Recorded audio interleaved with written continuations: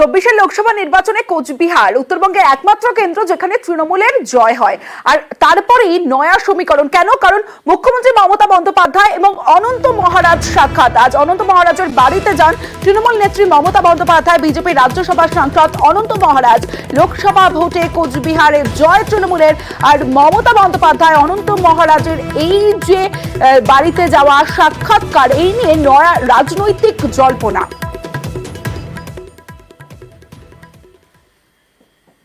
আমি না কোনো তৃণমূলের কাছে যোগাযোগ করেছি, না পশ্চিমবঙ্গের মুখ্যমন্ত্রী মমতার সঙ্গে যোগাযোগ করেছি, কারোর সঙ্গে যোগাযোগ করিনি। ইনি সৌজন্যমূলক আমার সাথে দেখা করতে আসছে। কবে এই বার্তাটা দেওয়া হয়েছিল? আজকে সকালে এসপি সাহেব আজকে সকালে দিয়েছে। কোনো রাজনৈতিক আলোচনা হয়েছে? রাজনৈতিক কোনো আলোচনা হয়েছে? না না না, রাজনৈতিক কোনো আলোচনা না। আমি তো পশ্চিমবঙ্গে আছি, ল অ্যান্ড অর্ডার তো ওনার হাতে আছে। এখন উনি যদি না আসতে চায় আমি কি করব, কি করে বাধা দেবো? শুধু গ্রিন টি খেয়েছে। তৃণমূলে যোগ দেওয়ার ব্যাপারে কোনো চিন্তা ভাবনা করছেন নাকি? আমার কি মতি মরে গেছে নাকি? যদি এগুলো কথা আমি নট ইন্টারেস্টেড।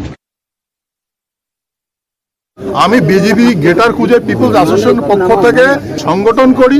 আমি বিজেপির এখন বিজেপি সংসদ হয়েছে, আজ পর্যন্ত আমাকে কুচবিহার বিজেপির অফিসটা দেখায় নেই। দেখেছে বলেন? আমি যে বিজেপির একজন মেম্বার, আজ পর্যন্ত বলে নেই, বিজেপির কোনো নেতা বলে নেই।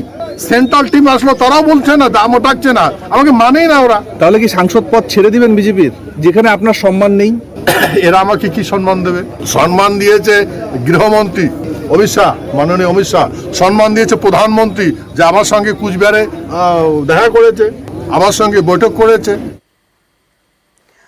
অনন্ত মহারাজের অভিযোগ খারিজ। সুকান্ত মজুমদারের রাজ্য নেতৃত্বের বিরুদ্ধে উপেক্ষার অভিযোগ করালেন বিজেপি রাজ্য সভাপতি। দেখুন, ওনাকে রাজ্যসভার সাংসদ করা হয়েছে। আমি জানি না রাজ্যসভার সাংসদের গুরুত্ব উনি বুঝেছেন বা বুঝছেন কিনা। রাজ্যসভার সাংসদ মানে হচ্ছে আপার হাউসের আপনাকে সদস্য করা হয়েছে। ভারতবর্ষের সব থেকে বড় যে আপার হাউস যাকে বলে আর কি, এক কথায়।